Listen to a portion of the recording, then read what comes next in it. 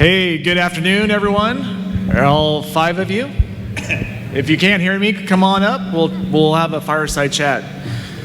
Just excited today to be able to present. We have a thought leadership panel on threat management. I have a wonderful panel here, just amazing group of talent. They are the people from the Matrix, as you can see.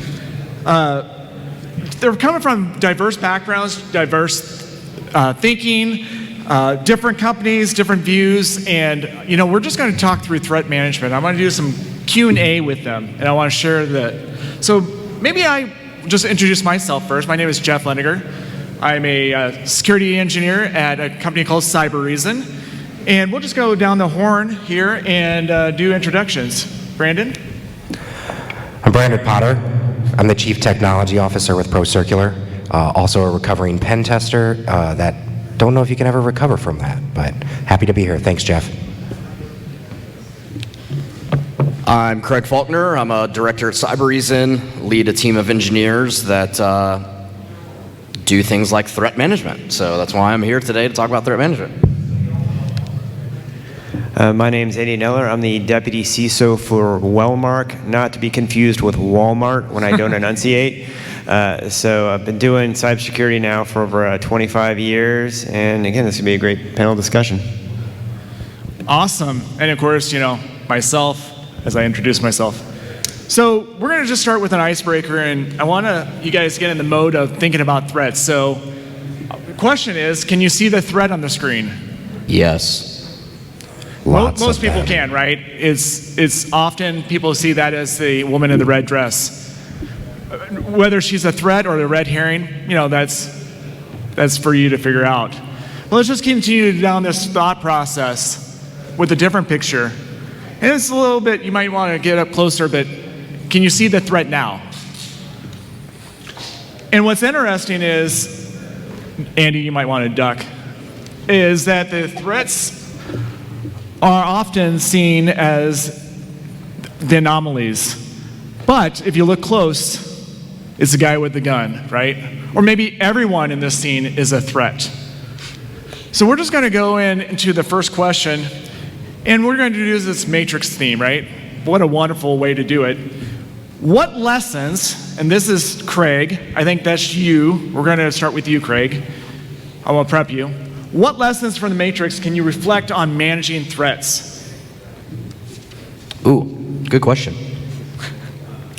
I think for me, the first thing that comes to mind that we can learn from the Matrix is really around security practitioners versus average people, right? Just people that do things in other industries.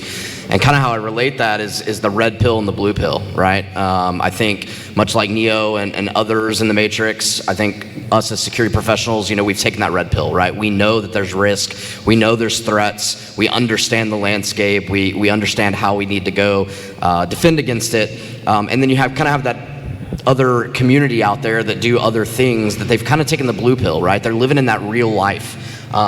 So I think for me, that's kind of the biggest thing that I think that we can kind of relate that to is, as security professionals, we are aware, but we've got to make sure that our peers are aware as well, whether that be in HR or finance or our family, our friends, and make sure that they really know that security is top of mind for them as well. It's continuing to evolve. And threat actors are really out there, doing all the things they're doing. And so we want to make sure that we educate those people that have, quote unquote, taken the blue pill. Awesome. Thanks. Is that a good answer? Yeah, absolutely. Andy, Brandon, do you have any further thoughts on this question?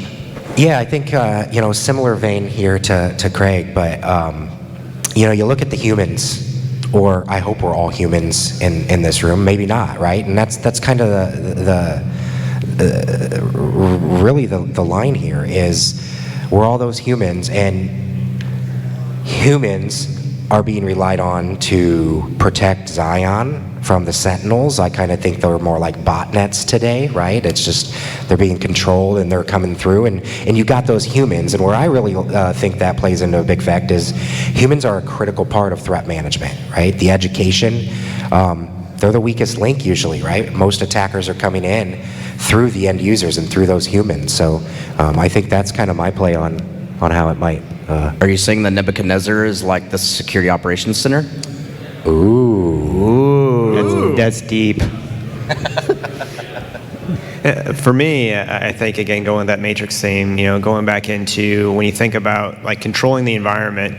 So just like in the matrix where, they're training and they've got their own kind of mini matrix as they're like, perfecting their skills, we can do the same thing in our own environment when we come down into, our own ecosystem and then doing our own tabletops and our own training to make sure we're practicing in that real environment. So that way when the threat is real, and we're out there, trying to defend, we really understand and can really apply our skills appropriately.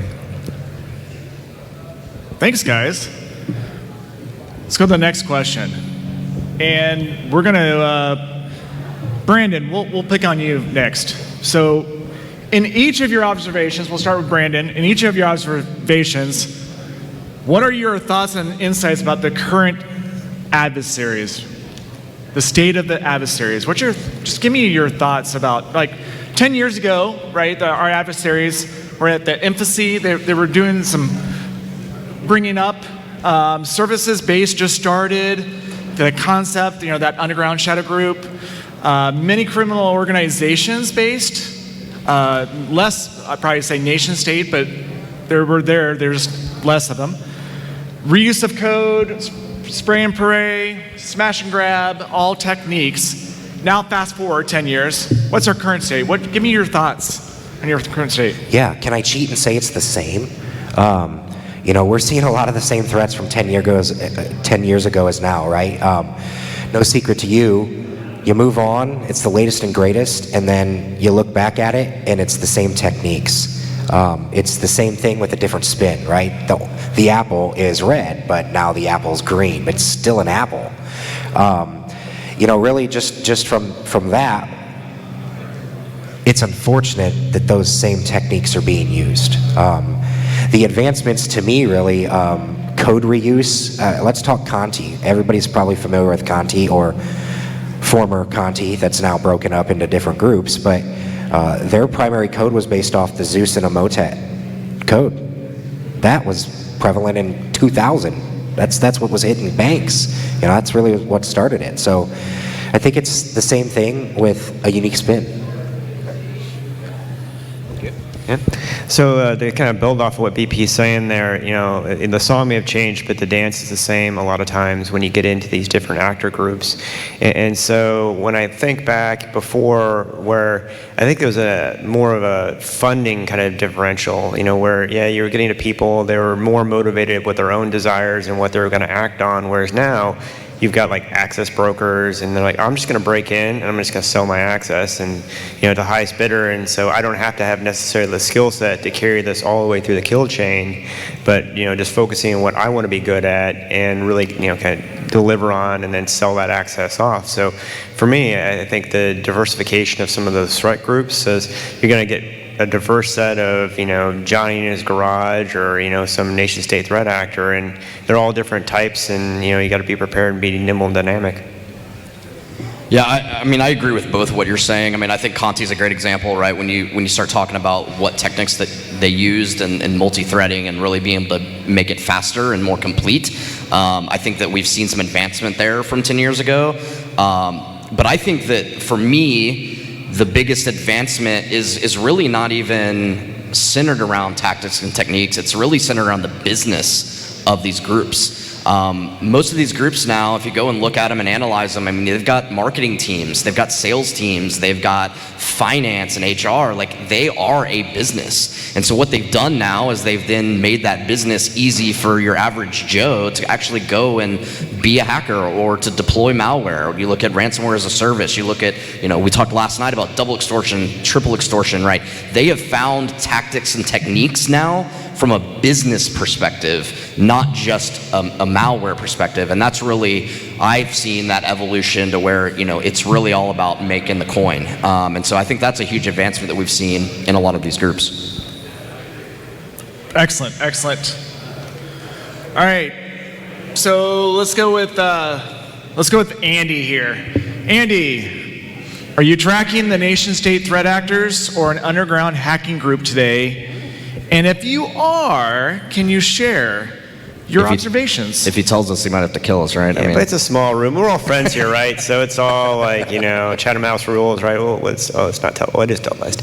No, seriously though, one of the things that we're very fortunate with is, given the support that we've had in our industry and specifically Walmart, we have a rather robust threat intelligence arm, and we collaborate with the other Blue Cross Blue Shield organizations in a function called Blue Intelligence. And one of the big things that we just recently came up against was the Royal Xeon kind of Conti splinter off of Team 1. But like you said, Conti splintered out into many different things. And one of the things that we found out that they were targeting our organization with was the social engineering to get like a remote installation of Altera.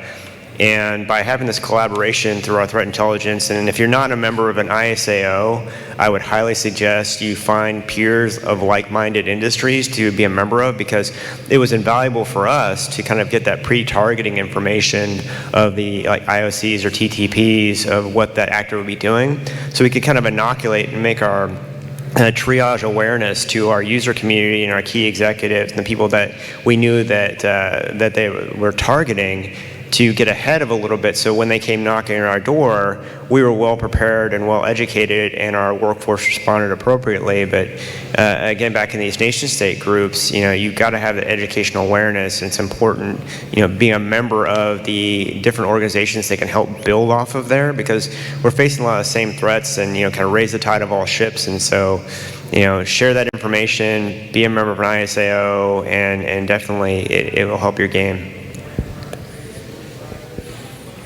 Brandon, Craig, any further thoughts before we go to the next question? I'd like someone to start thinking about Russia and China, but that's probably a bigger discussion. But I don't know if we have time for that today. We don't. Yeah, we can. I'll weigh in just a little bit, kind of off of what Andy said. So, as I mentioned, I'm the CTO with ProCircular. We have a 24/7 security operations center and threat intelligence team. So we see a lot of nation-state attacks against our clients. I'll talk about one of the more prevalent ones, just because it's kind of hit home local with some of the ransomware attacks on the schools. We're seeing a lot of chatter and focus on Vice Society, so we're spending a lot of our R&D time using those threat intel feeds and those ISAC feeds, and talking with other firms and other research labs to really help bring in those IOCs or indicators of compromise. So in the event we are monitoring a school of some sort, they're ruthless. They're in, they're out, and they don't lie. So that's kind of one of our big focuses right now, just given the vertical and their need for the services. So that's just kind of my view. When you say they don't lie, do you mean that it's not a threat? It's really a promise. If they said they're going to expose if you don't pay? Yeah, it's guaranteed, 100%. If you don't pay, they're going to post your data. Or if they find out you're negotiating, they post your data. They don't care. Unfortunately, Vice, one of their unique things is they're pretty good with receiving payments. We can thank cyber insurance for that or anything else, right? But they were one of the first to really focus in, and they'll steal your cyber insurance policy before they exfil all your data. So when you tell them I can't afford that, they literally send you the decrypted cyber insurance policy back. Oh, yes, you can. Here it is. With it highlighted and say, well, according to this, you can. So, we need it by now, or we're just going to move forward. So.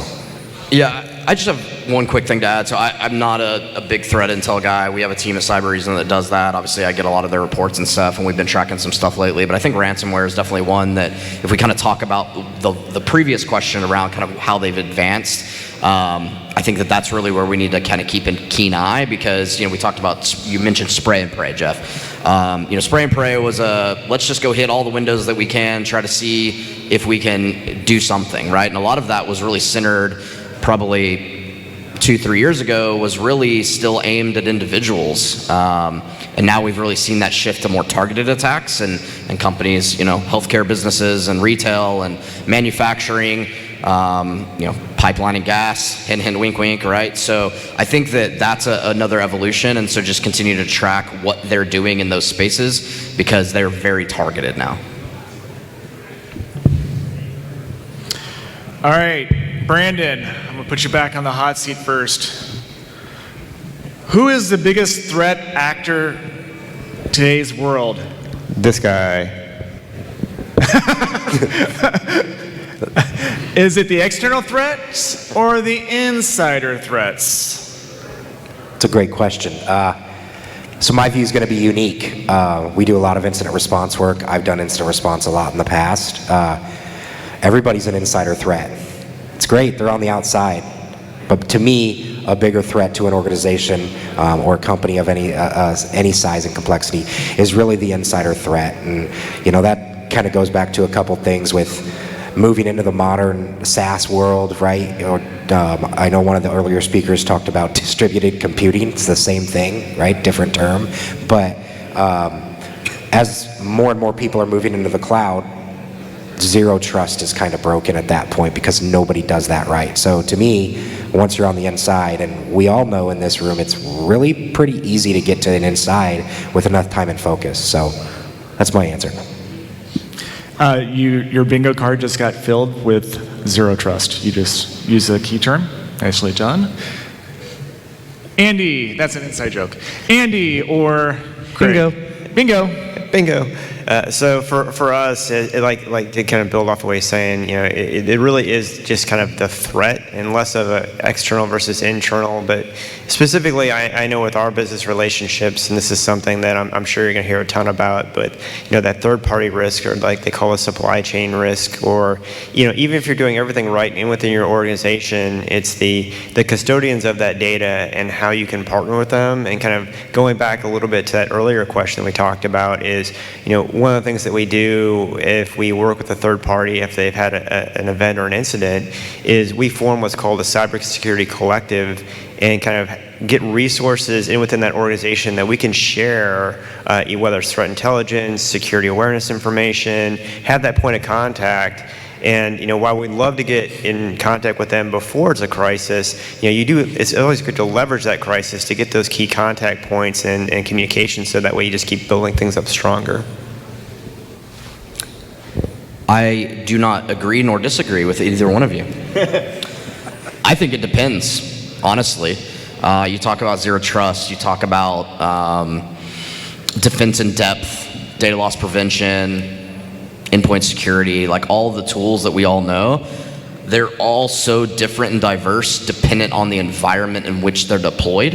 And so I think that that's really, it's more an analysis for me and my past before I came to the vendor side. I was like Brandon, and I sat on the managed services side.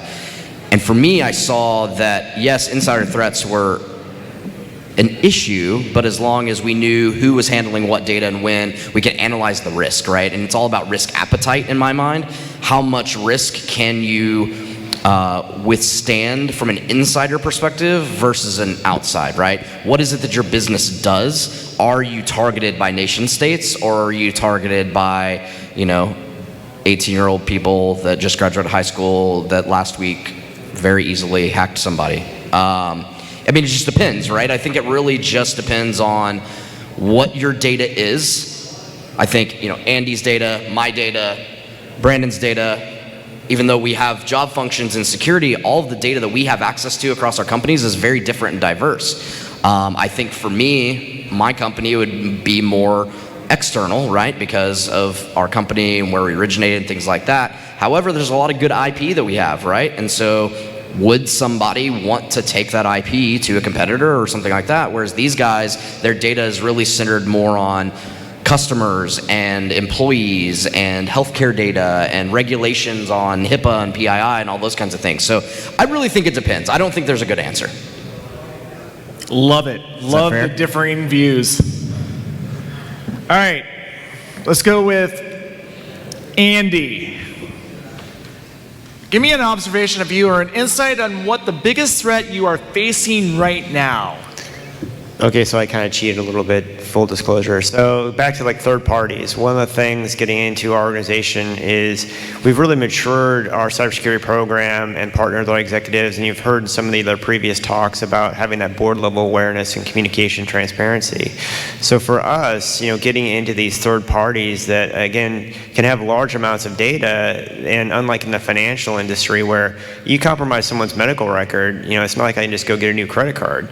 It's like, oh, yeah, it's like I've got cancer. I can't just go, yep, nope, that didn't happen. These different medical conditions and things about intimate details on people's lives. So when you're trusting these third parties with that information, you can only do so much. Whether contractually or even with like cybersecurity insurance. So for us, it's trying to figure out a way to extend that sphere of influence in a way that's plausible in these different environments where some of the shops that your third parties may be super huge, Fortune 50, or it may be a mom and pop shop that someone really liked and contracted with. So you got to be very nimble when you start thinking about how you're addressing this level of risk and how you're going to work through those with people of different sizes and shapes in these different companies. Yeah, and I think that's relatively specific to verticals, right? Healthcare, retail, they all kind of have that same theme. For me, I think the biggest threat that we have right now is the big business that I kind of talked about earlier, right? Where these ransomware groups, these malware groups, they're becoming a business, and they are ultimately there to make money. It's not just about encryption and posting data anymore. It's both of those things, as well as continuing to evolve, continuing to get people to deploy what they've created. It is a business now. You can go out there and you can get this information. I did, in fact, it may have actually been last year at CornCon. I presented, and one of the screenshots that I had in my presentation was that you can buy I think it's the city of Philadelphia for $395, right? So that's what it's all about now. And so I think that that's the biggest threat, is just the fact that they want it to be a business and they're out to make money. How they do it and what they do, I think we're keenly aware of with threat research and things like that. But I think the big business piece is a huge threat for us right now, because it's continuing to evolve.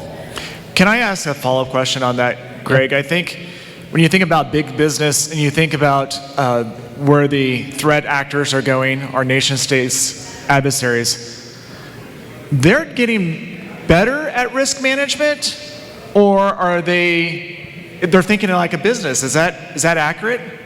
Yeah, I think they are getting better at risk management because they learn their lessons, right? Just like we do in business, we make a decision at a leadership level, or we do some action, and we have to learn from whatever the outcome was, whether positive or negative, right? Even if something's a positive outcome, there's still lessons learned, right? Because you can always evolve and you can always change. And I think that that's what they're really good at right now, is evolving and changing and continuing to be, front and center. I think we can actually take a really good lesson from these guys, because I think in business, especially in North America, we don't always evolve. We don't always take the lessons learned. You talk about incident response, right? One of the core competencies coming out of an IR is postmortem analysis, right? Like, what happened and how do we prevent this from happening again? Yep. And they're really good at that. They are learning their lesson, and they're figuring out ways to get in no matter what. So, and I couldn't kind of agree more. With we talk about tracking these nation states and some of like the business model that they get into. They're really good at figuring out. Like I said, well, that worked in like this Blue Cross organization over here, so chances are it's probably going to work over there. Or learning those lessons. Getting potential human atrocities aside of their motivational, but they really do find out and then replicate that success pattern and just. Communicate. Sometimes you're like almost a little jealous, like, man, I wish our organization could communicate as effectively, but in getting those same results. Well, and two, they write code now into what they're doing to where they can avoid, like, they don't even try to deploy the ransomware or the malware if XYZ is installed, because they already know they're going to stop. Why waste your time? Let's just move on to the next thing. So they're actually putting that in their code too now. Yeah, it's all similar. I think we've talked a lot about ransomware, but one thing they've done, if anybody's looked at the Conti leak logs and screenshots in their chat history. Candidly, they've got OKRs and KPIs and objectives and goals for their entire org that are super specific. They're using SMART goals. They're doing all of the things that a lot of our companies struggle with, right? But so it is advancing to that. But one thing, I'm going to take a different, unique spin on what the biggest threat is. And regulations are great. Everybody's going to have an opinion on them. But there's a lot of regulations coming down because of how rapid some of these threat actors are doing. And I think that's a threat, because we'll take cybersecurity insurance premiums and renewals, right? Everybody's got the 35-page document that might be 60 by next weekend. You need to put this in 3 months. So that's a 9-month project. So what happens? They put it in 3 months, they check the box, and they still get breached. So we're getting pushback, and I do think that's a threat, that the right people aren't in the room. We're making rash decisions about certain things to that nature, and I think that is why it's still continuing to be prevalent. So.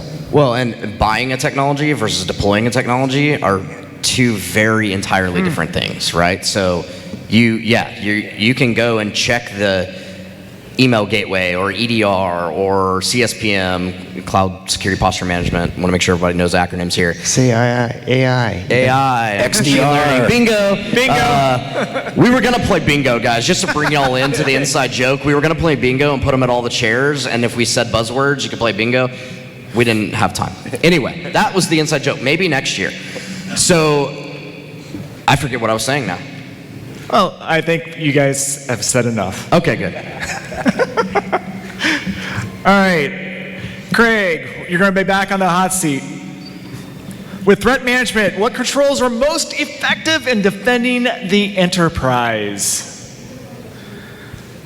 Do you want like tools or just Great thought? question. Like, it could be anything. Could be processes. yeah. So I think the best way to answer this question is centered. Hello. Oh, you're done. No more for you. Sorry, guys. Hello. So I think the way to answer this question is defense in depth. I think that kind of really encompasses this answer. I don't think it's one technology.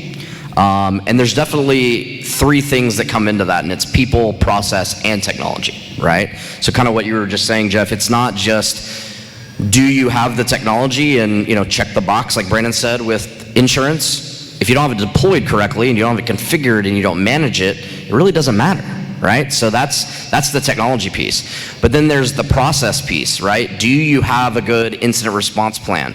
Do you have an IR retainer? Do you know what's going to happen if a disaster were to come in, right? And that's getting a little bit outside of security purview in most organizations, but are you backing up? Are you testing your backups? Are you doing all of those things? Because that's going to help you down the road. But the defense in depth at the beginning, right? Prevent the preventable. But after that, you've got to have a detection mindset. In fact, me and Brandon were talking about this last night, that if you're not able to detect it, how do you know it's there? So you got to make sure you can understand it and then be able to go take action, which that's when the process comes in, right? And then you have the people that do the work, right? And then you get into things like security awareness and all of those types of programs to get employees educated, which goes right back into what I was saying at the very beginning of this isn't just a one size fits all. It really depends. It depends on what your use case is, depends on what your business does as to how much people, process, and technology really impact the decision to make this stack, if you will, the defense in depth, really work for your organization. Yeah, I'm going to play on the defense in depth strategy here. If I had to pick one that's my favorite, and it's just because of my history and background, I used to be a pen tester. Attackers are going to bypass any new protection, right? Why does technology get better at blocking attackers? Because the attackers are forcing the technology. It's reactive. And if you look at the kill chain, right, the goal is not to detect it at the end of the kill chain when ransomware deploys or malware detonates of any sort. It's to get up front. And attackers are good at evading technology. What they're not good at is evading detection. So my most effective control in an enterprise is a combination or culmination of detective controls, right? no matter what technology you're going to put in, there's going to be a way around it. If you can detect them as early as possible in that kill chain via 1, 2, 3 or more methods, you're much more likely to detect that anomaly in your environment before it does become a big threat. That does take the fun out of security, though. We're all in this because it's fun. I mean, it is, you know, but that's just the advancement, I think, right? And I think I got a slightly different spin. While I totally agree with what they're saying on the defense in depth and what you're doing in your organization, but I really think that, you know, like for us organizationally, I think one of the key things has been a lot of immutability and having that in the bulk of our user community. So that way, you know, when people really make not the best choices, it minimizes kind of that blast radius, or as long as that blast radius is going to be there. But if I had to pick any one thing, and not to any chagrin of any of our sponsors here, but kind of that home field advantage. We talk about detection, that smart detection. You know, you should know your environment better than any adversary. And so some of the stuff that you can put in place doesn't have to be super sophisticated. You know, it's just a matter of understanding your environment and what should be there, and then putting some key alerts in place to say when things start skewing out of the normal. So maybe, you know, Sally got her account compromised and now trying to do things that Sally should normally do, or, you know, just again, saying things to your ecosystem of, you know, wow, we don't have any business in China. Why are we sending all this data this way? You know, some of these things that, you know, may seem like common sense, but you can take that away immediately. And again, understanding what's relevant to your business and put this in place without having to spend, you know, 6-7 figures on some fancy technology. It's funny you say common sense, because I think that I refer to that a lot, that like I feel like security is so much common sense. Like, just what would you do, right? If you look at the CISSP exam or something like that, like they give you a question on, you know, the door or the, you know, the skylight or whatever, and it, you know, then we start talking about physical security and things like that, right? Where it's just common sense, like just quote unquote do the right thing. But it's so much more than that, because there are so many controls that we have in our environments today, and so that you got to piece all these things together and make them all work in conjunction. But it's funny you said common sense. I like that. Sometime, Andy, you should think about just giving a presentation on your security program, because what I listened and hear about it the last few weeks, you have an amazing program going there. All right, Brandon. Let's go with the next question. Let's talk about ransomware. You actually mentioned ransomware on one of your answers. How do you see organizations successfully respond to ransomware attacks? And what changes needed to improve?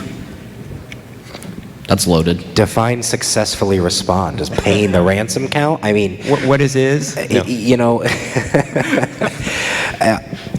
it's really a business decision on how to respond, right? I'm not going to sit here and say backups, right? Because they're going to exfil your data before they encrypt it. You got great backups, right? But you know, let's look at it down. 7 out of 10 ransomware, if it's detonated, they're getting your backups right now, 70% of. So you're going to have to talk to them and potentially get the decryption keys. Now, the numbers that are posted in the media aren't going to say that, but 7 of those 7 breaches probably weren't reported to the media either. So, you know, you're putting covers on it. So how do you successfully respond? I'll take the approach of someone in this room has paid ransom. To Craig's point, encryption's really fast. Decryption is not. So you could go the immutable backups to play on a little of what Andy said, and it's write once, read many. That does work, but you're still having to restore all that data. So, you know, what I've seen in our areas are, you know, we pay the ransom, right? We don't recommend paying the ransom. We've built a calculator to calculate your risk, right? Should you pay the ransom based off these factors? And sometimes it's going to say yes. So let's say you pay the ransom. Focus on your backup system first when you restore. Because rather than decrypt 500 machines, decrypt your backup system and then use the fast multi-threaded process of your backup system to remove that and restore your data in an unencrypted fashion. It's just significantly reduces the risk to recovery at that point. Thanks, Brandon. Craig, Andy, further thoughts on this one? I know we've talked all night about ransomware, so I mean, there's a lot to talk. This is a big box, right? It is a big box, and I think it's hard to put a box around it. Honestly, I think it's very organically shaped. It's not a box, right? Because again, as Brandon said, I mean, it really depends on your environment, depends on your risk appetite. I think we're kind of getting some of the same common themes with all our answers here, but I think you do what you can when you can, and then what happens? Then it's as you said, a business decision. Do you pay the ransom? Do you not? What kind of organization are you in? Are you in healthcare? Are you in what is it that you're doing, and how do you need to report that? How do you need to disclose that? What requirements do you have there? Then you get into the whole cyber insurance, which I know Brandon's mentioned several times. I think 9 times out of 10, maybe 10 out of 10, they're just going to say pay it, and then they'll deal with the ramifications and figure out where to go next, right? It's all about stop the bleeding, be able to get business back in business, and then make some strategic decisions at that point. I think that's really, I don't know that it's entirely effective right now, but that's what we're doing. That's how we're handling it. And so I think what needs to change, we just need to kind of maybe think about it a little different. And I think that, and I don't have the answer, unfortunately, of what it is, but I think that's where, Andy talked about get with your local groups, your peer CISOs, your peer security managers, your peer SOC managers, all that, and really confide in each other and figure out what needs to happen and how we can change and evolve here. Just a real quick add on there, because I agree, you need to have those conversations before you're in that firefight, and having that matrix, in place and communicated and agreed upon with your leadership's imperative.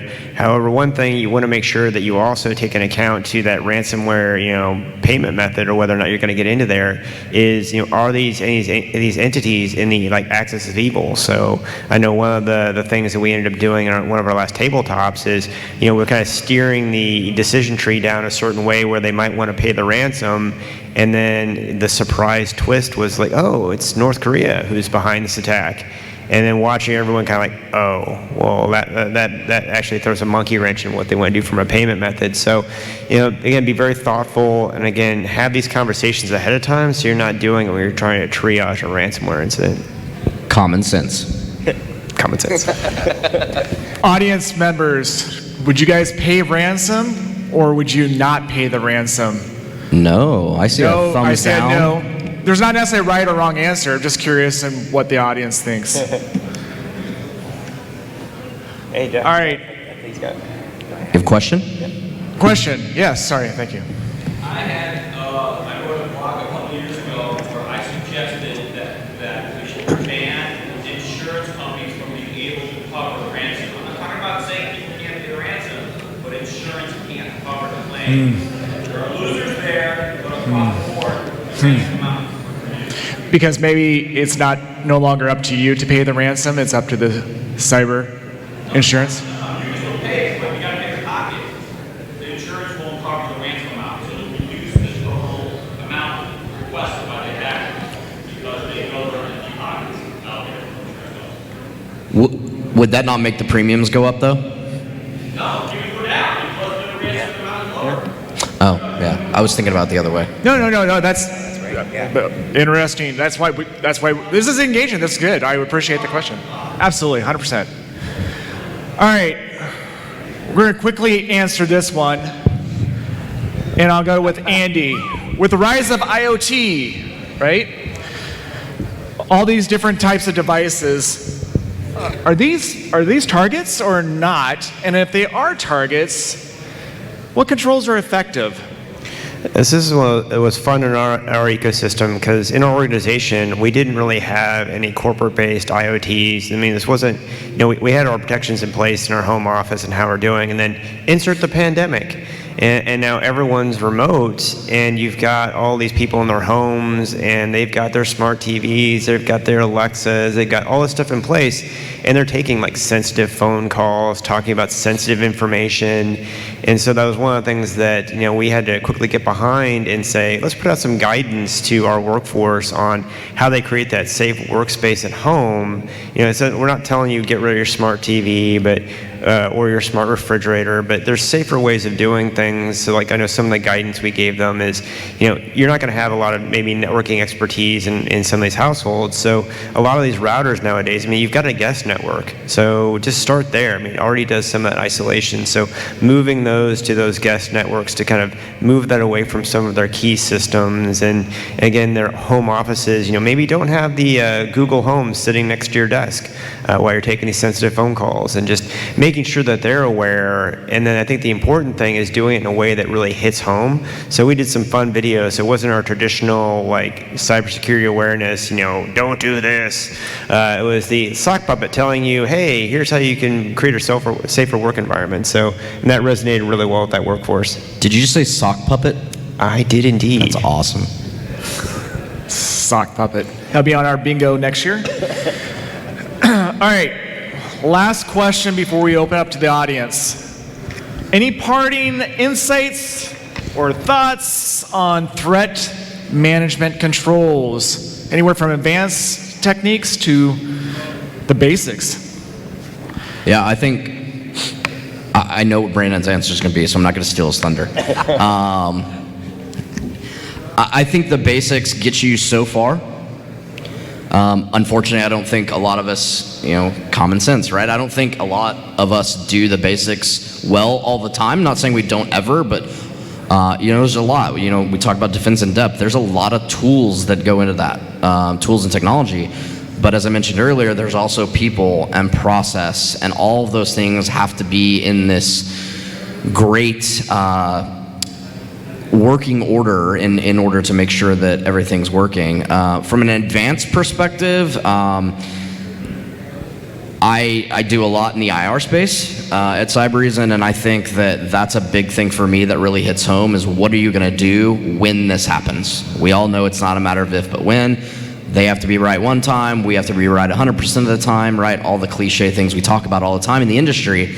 But I think having a solid incident response plan, having the ability to do things like digital forensics, the ability to reverse engineer malware, really just having those experts that are in your organizations, that are in your teams, that can cover both the basics as well as the advanced techniques, because there's just so much out there now that we can unpack and figure out how these guys are doing it, and that's going to really be able to keep us at the forefront of the next evolution for these groups.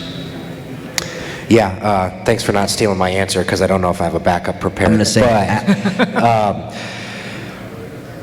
I would say this is an advanced technique, although it should be basic. It's not, because no one does it right, but it's asset management. Ha! Jinx, you owe me a Coke. How do you know how to respond if you don't know what's on your network? Right? It's critical security control number 1, if anybody's familiar with the critical security controls. I'd say there's 20, but I'm pretty sure there's 18 now. So, but number 1's always been number 1, is know what's on your network. I say it's an advanced technique because by show of hands, does anybody have a complete asset management, and would they stake their 401k on it? Andy might, okay, so that's... 3 and 1.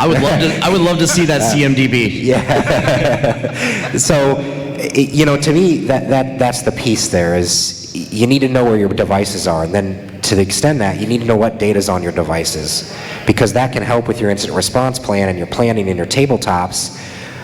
Do I need to jump out of bed? It's here, right? I've got a different control in. Well, I do, because of the type of data that's on it. But if we don't know where that is, then how do we go? So the only other one I would say, and it's basic, and I don't think I'm stealing Andy's, but network segmentation, it's a thing. It should be a bigger thing. It kind of plays into the IoT slide before. And, I've got horror stories of infiltrating networks because they have a camera on their internet and it's on their backbone. It's like, come on, people. So, but they didn't know it was there. Well, I didn't even know that was there. Thanks for finding it. You're welcome. But somebody found it before us. That's why we're here doing the response. So that's my answer. So I'm going to cheat a little bit and change my answer a bit. So normally my answer here is the home field advantage and making sure you understand your business appetite for risk and not only your own ecosystem. But I'm going to switch it up a little bit because I think it's important, and why we're all here at the conference today is, leverage your peers. I know, it's a cliche that, IT people and technical folks don't have the best social skills all the time, but network, talk to folks. We're all facing these same problems. So use these opportunities in these conferences, hit us up after the panel, talk through some of these items, because we're facing the same challenges in these type of networking and having those conversations. We're not talking about like intellectual property, secret sauce stuff. It's just, things that can be operationally effective in your organization. The people in this conference today can help you solve those problems and get through those challenges. And a lot of times they're more than willing to do so. So leverage that free networking, those conversations, and these types of gatherings to really up your game and what you can do to take your program to the next level. You just made a really good point about secret sauce. I think that one thing we see industry-wide is people are scared about talking about this kind of stuff because, who's listening, who's going to get to, are we going to have to report something, regulatory, insurance, all of these things. And there's this fear that if we converse with our peers, that it might get us in trouble, right?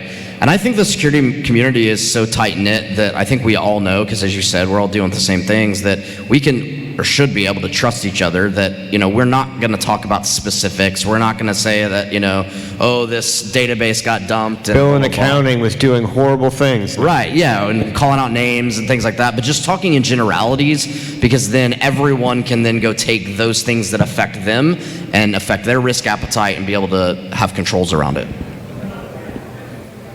Awesome. Okay, so we're going to move to you guys. Woo-hoo. What questions do you guys have for the panel? Any questions? First question. See, you need to offer like a cash prize for the first question. I know. Where's our plant? We had a plant with a question, didn't we? We talked about doing shots for questions. Or, Now that would be yeah. kind of like Ella Hacker Jeopardy, but with shots. Right.